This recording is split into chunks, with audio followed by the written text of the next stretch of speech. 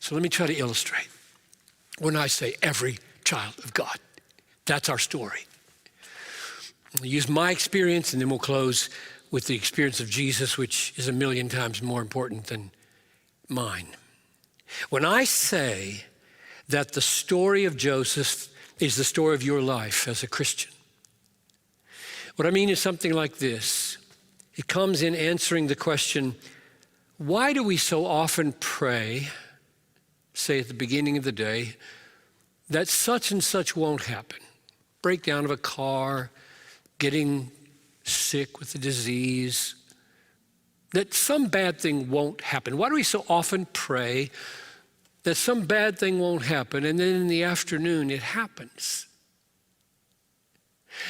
And as it happens, we see that in the very way it is happening, the hand of God, the good hand of God.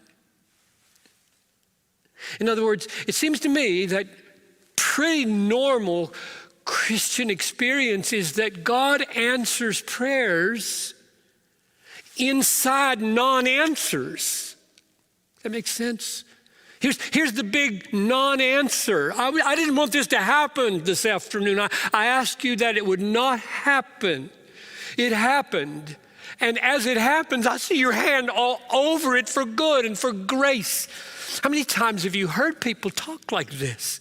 Maybe it's just because I'm a pastor that I've heard it so often.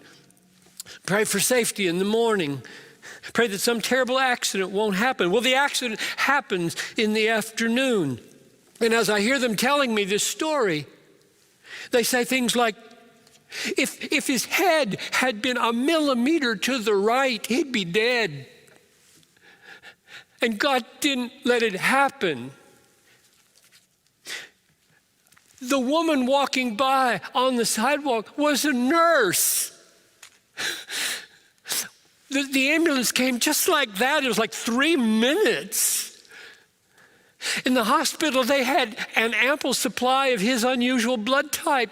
Never before would they have such a supply. You hear that, right?